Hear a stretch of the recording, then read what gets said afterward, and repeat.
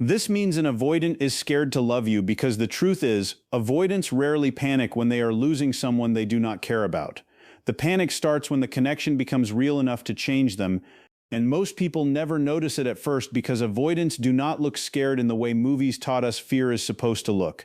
They do not always cry, beg, chase, or confess. Sometimes fear looks like delayed replies after an intimate night. Sometimes it looks like becoming suddenly busy right after opening up emotionally. Sometimes it looks like someone staring at your message for an hour, typing and deleting responses because they care too much now, not too little. That is what makes this so psychologically confusing. The deeper their feelings get, the more their survival instincts wake up. And if you have ever sat there wondering why someone could seem completely invested one moment and emotionally unreachable the next, this video is probably going to hit harder than you expect. Because what hurts the most is that avoidance can make you feel chosen and rejected at the exact same time. They pull you close enough to feel special, then create distance right when your heart starts relaxing into them. And the worst part is, half the time they do not even fully understand why they are doing it themselves. But before we get deeper into this, take 2 seconds to subscribe, because if you have ever tried to decode an avoidant mind, you already know these patterns run deeper than surface-level dating advice, and this channel is basically becoming group therapy for people emotionally exhausted by mixed signals disguised as needing space. One of the biggest misunderstandings about avoidance is that people assume they are fearless because they appear calm, independent, detached, or emotionally self-contained. But emotional distance is not always confidence. Sometimes it is protection. Sometimes it is what a person builds after learning that relying on others feels unsafe. So when real love enters the picture, it does not just create excitement inside them, it creates exposure. Suddenly there is someone whose opinion matters, someone who can hurt them, someone who can see past the mask they spent years perfecting, and that changes everything. What once felt casual now feels emotionally dangerous. The connection starts carrying emotional weight, and avoidants are deeply uncomfortable carrying emotional weight they cannot fully control. That is why genuine love often activates anxiety instead of clarity inside them. Their nervous system starts interpreting intimacy as risk. The closer someone gets emotionally, the louder their internal alarms become. Not because the connection is bad, but because attachment itself feels overwhelming. Deep down, many avoidants associate dependence with pain, disappointment, shame, or losing themselves emotionally. So even if they genuinely want love, another part of them is scanning for escape routes at the exact same time. And this creates the contradiction people struggle to understand. An avoidant can deeply care about you while simultaneously feeling terrified by how much they care. You can usually tell this shift has started when they begin watching themselves around you. In the beginning, avoidants can seem incredibly confident and relaxed because emotional stakes still feel low enough to manage, but once feelings deepen, something changes. Suddenly they start hesitating before speaking. They become more careful with texts, more calculated with affection. They replay conversations in their mind afterward, wondering if they revealed too much. They might stare at your message wanting to respond emotionally, then choose something short and safe instead. And to the outside person, it feels confusing because the warmth is still there underneath, but now it is filtered through caution. That caution exists because your emotional impact on them has grown. You matter now. And when someone matters to an avoidant, vulnerability stops feeling casual and starts feeling risky. They become hyper-aware of emotional exposure. Even compliments can make them uncomfortable because praise creates intimacy. Being deeply understood creates intimacy. Feeling emotionally seen creates intimacy. And intimacy is exactly what activates both their longing and their fear. This is why avoidants often look emotionally smoother in casual situations than in serious ones. Casual connection does not threaten their defenses, real love does. Then comes the moment that confuses almost everyone involved. The sudden emotional shift after intimacy. Maybe the two of you had an incredibly deep conversation. Maybe they opened up about their past in a way they never normally do.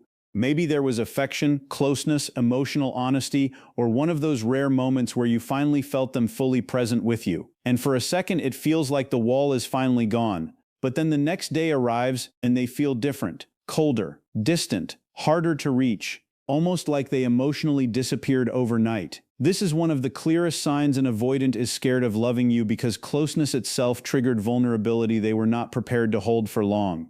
What feels bonding and reassuring to most people can feel emotionally destabilizing to an avoidant afterward. Their nervous system starts trying to regain balance by pulling away. It is not always a conscious decision. Sometimes they genuinely miss you while actively distancing themselves from you at the same time. That is why avoidants often create confusion after emotional highs. They retreat not because the moment meant nothing, but because it meant too much. And the intensity of that emotional exposure makes them feel like they are losing control over themselves. This is also why avoidants become hot and cold instead of steady when love gets real. One side of them wants connection, comfort, emotional safety, and closeness, but another side fears dependence, emotional obligation, and vulnerability. So the relationship becomes an internal tug-of-war between attachment and self-protection. One day they are deeply engaged, affectionate, present, even emotionally soft in ways that make you think the relationship is finally progressing. Then suddenly they disappear into themselves again, needing distance they cannot fully explain. And if you do not understand avoidant psychology, this inconsistency can feel deeply personal. You start wondering what changed, what you did wrong, why someone who looked so invested suddenly feels emotionally unreachable. But inside the avoidant mind, the shift is often less about losing feelings and more about regulating fear. Closeness activates longing, but too much closeness activates panic. So they move toward connection until it feels emotionally consuming, then retreat until they feel emotionally safe again. The tragedy is that this cycle can hurt both people involved. The person loving the avoidant feels emotionally abandoned, while the avoidant feels trapped between wanting intimacy and fearing what intimacy is doing to them internally. And the deeper the connection becomes, the harder this internal battle gets to hide. And eventually, that need for emotional regulation starts showing up as something people take very personally. Distance. Not dramatic distance all the time either. Sometimes it is subtle. The texts become shorter. The energy shifts slightly. The conversations lose warmth for a few days. They suddenly become overwhelmed with work, responsibilities, stress, or the need to recharge alone. And if you are emotionally attached to them, you can feel the change instantly, even when they insist nothing is wrong. What makes this painful is that avoidance often creates space right when emotional closeness is increasing, right when the bond starts feeling stable, right when you finally think the walls are coming down. And that timing is not accidental. The closer they feel emotionally, the more intense the internal pressure becomes. Love begins feeling less theoretical and more real. Expectations start feeling real. Dependency starts feeling real. The possibility of being hurt starts feeling real. So space becomes their nervous system's way of breathing again. Distance gives them temporary relief from emotional intensity they do not know how to process directly. But to the person on the receiving end, it can feel like emotional whiplash because you are trying to move closer while they are unconsciously trying to calm the fear closeness created inside them. The tragic part is that avoidants often do not realize how much reassurance disappears when they emotionally retreat. In their mind, they are simply trying to stabilize themselves, but to the other person, it can feel like love is slowly evaporating in real time. And this is where silence enters the picture. The silence of an avoidant is rarely empty. That is what people misunderstand. Silence is usually crowded with thoughts they cannot comfortably express: overthinking, emotional conflict, anxiety, guilt, longing, fear. Sometimes they disappear because responding emotionally feels too exposing in that moment. Sometimes they convince themselves they need to regain emotional control before reconnecting. And sometimes they stay silent because they know the conversation waiting for them requires vulnerability they are not ready to give.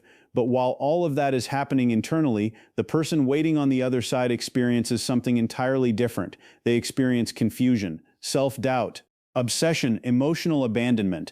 The avoidant thinks they are preventing emotional chaos by pulling away temporarily, but the silence itself becomes the chaos, especially because avoidants often return acting strangely calm afterward, as if nothing happened.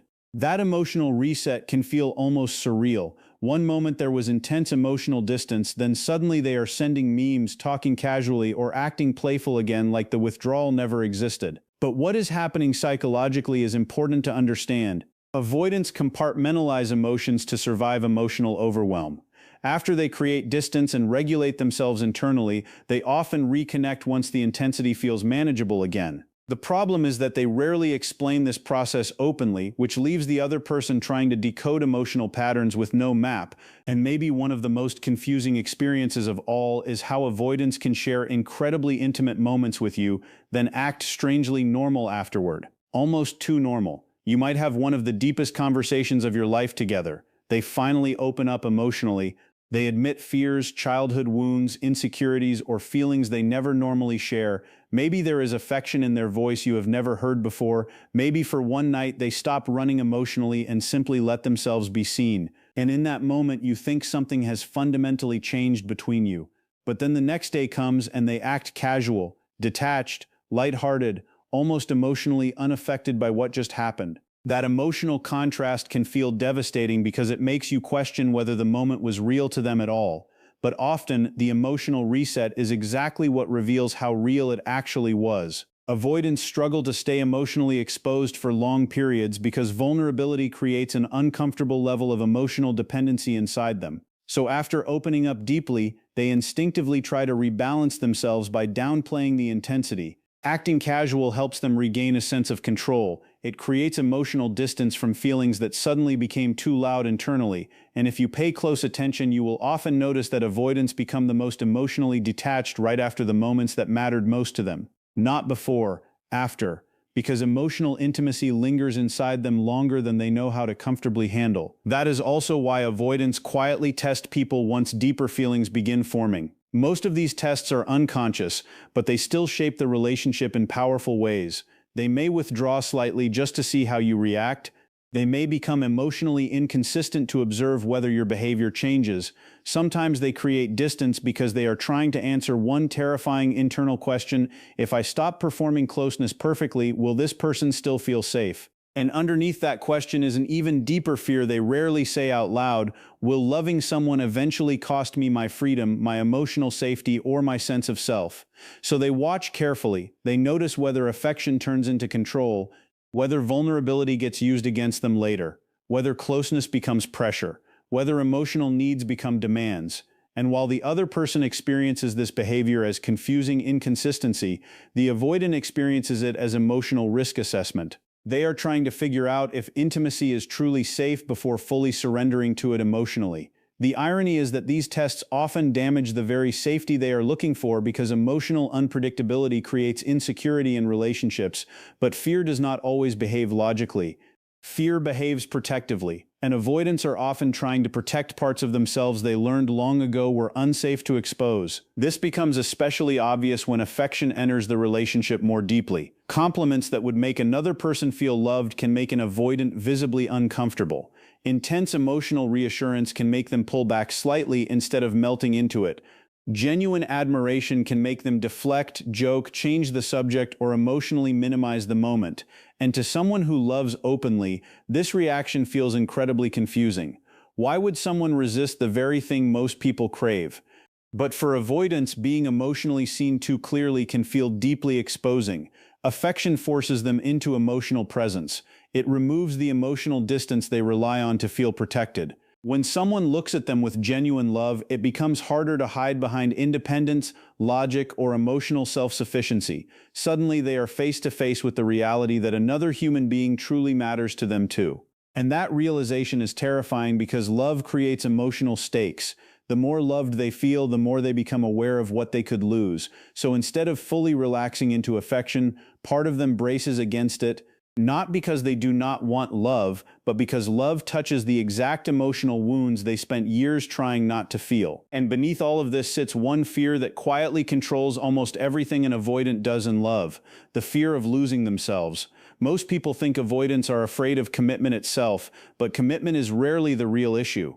The deeper fear is emotional engulfment. The fear that love will slowly consume their independence, erase their identity, or trap them inside expectations they cannot emotionally maintain forever.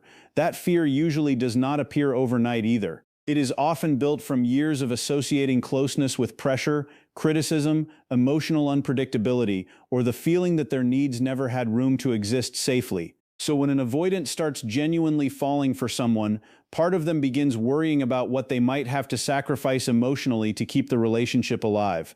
They start asking themselves questions they may never say out loud. Will I still feel free? Will I eventually disappoint this person? What if I cannot give them what they need? What if love slowly turns into obligation? And these thoughts create internal tension because the avoidant does want connection. They want the comfort, loyalty, warmth, and emotional safety love can bring, but they also fear disappearing inside it. That is why avoidants often become overwhelmed when relationships start feeling emotionally serious. The relationship stops feeling like an experience and starts feeling like permanence. And permanence activates responsibility, vulnerability, and emotional exposure in ways that can make them instinctively want to escape even when they care deeply. What makes this even more confusing is that avoidants often care in ways they never verbally admit. In fact, one of the clearest signs an avoidant is scared to love you is how much attention they secretly pay to you while pretending they are emotionally detached. They remember tiny details you mentioned weeks ago. They notice changes in your mood before you say anything. They remember your routines, your habits, your emotional patterns, your favorite things, even the things you casually mentioned once and forgot about yourself. They may quietly check your social media, reread old conversations, or think about interactions with you long after they act like everything is casual. And the reason this matters is because avoidants rarely invest emotional attention where there is no emotional attachment. Their feelings often live beneath the surface instead of on display. So while another person might express love loudly and directly, avoidants frequently express it through silent observation, subtle consistency, or emotional presence that only becomes obvious when you step back and connect the patterns. The problem is that because they struggle expressing vulnerability openly, the people who love them often miss these quieter signs entirely. They look for reassurance in obvious emotional language while the avoidant is showing care through memory, attention, and quiet attachment hidden underneath restraint. But the reason restraint feels so natural to avoidants usually goes much deeper than the relationship itself. For many avoidants, vulnerability was never modeled as safe. Somewhere earlier in life, emotional needs may have been ignored, dismissed, criticized, or treated like weakness. Maybe they learned that expressing emotions led to disappointment.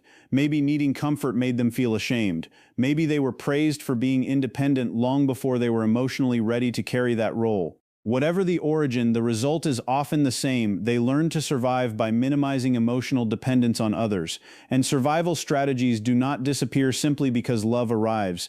That is why avoidants can genuinely crave intimacy while simultaneously resisting it. Their nervous system still associates deep vulnerability with danger even when the relationship itself is healthy. So when someone truly starts getting close to them emotionally, old protective patterns activate automatically. They pull back. They intellectualize feelings instead of expressing them. They distract themselves. They focus on work, routines, responsibilities, or anything that creates emotional distance from what they are feeling internally. And sometimes they hate themselves for it because part of them knows they are hurting the very person they care about. But fear conditioned over years cannot always be shut off through logic alone. The body remembers emotional danger long after the mind wants connection. And this is why the closer you get to an avoidant, the more complicated their behavior can become. People assume healthy relationships naturally create more security over time, but for avoidants, increasing closeness can initially activate increasing fear instead. Casual relationships feel emotionally manageable because there is still enough distance to feel safe, but stable love, consistent emotional intimacy, someone truly seeing them and staying, that reaches deeper layers of attachment they cannot easily control. The relationship stops existing only in the present moment and starts carrying emotional future weight. Suddenly there is the possibility of loss, heartbreak, emotional dependency, and vulnerability becoming permanent. And that intensity can trigger withdrawal precisely because the connection feels meaningful. This is why avoidants sometimes appear most distant during the healthiest stages of a relationship. It is not always toxicity creating the distance. Sometimes safety itself becomes unfamiliar. Sometimes unconditional love feels more terrifying than chaos because chaos is at least emotionally familiar. Stability leaves them with no distractions from their own emotions. No games, no uncertainty, no emotional armor, just closeness. And closeness forces avoidants to confront feelings they spent years trying to outrun. That internal pressure often reaches its peak right when things finally start feeling good between the two of you. Ironically, this is when avoidants are most likely to self-sabotage. They may suddenly start focusing on flaws that never seemed to matter before. Small incompatibilities become magnified, they become emotionally irritable, distant, uncertain, or strangely critical. Sometimes they start fights over things that feel insignificant, other times they emotionally shut down without explanation. And if you are the person experiencing this shift, it can feel heartbreaking because it happens right when the relationship finally felt safe and connected. But self-sabotage is often the avoidant mind attempting to regain emotional control before vulnerability deepens even further. If the relationship is becoming emotionally serious, part of them starts looking for reasons to emotionally retreat before they become fully attached, because full attachment means full emotional risk. So the mind starts scanning for exits, problems become easier to focus on than fear. Doubt becomes easier to tolerate than vulnerability. Distance becomes easier than surrender. And the painful truth is that avoidants often destroy emotional safety not because they feel nothing, but because they feel too much and do not know how to hold it without panicking internally. And strangely enough, it is often in distance where avoidants finally feel the full weight of their emotions. This is one of the most misunderstood parts of avoidant attachment because from the outside, it can look like they move on easily. They create space, become quiet, disappear emotionally, and people assume the silence means detachment. But distance affects avoidance differently than people realize. When they are physically or emotionally close to someone they deeply care about, the pressure of vulnerability can overwhelm their nervous system. Their defense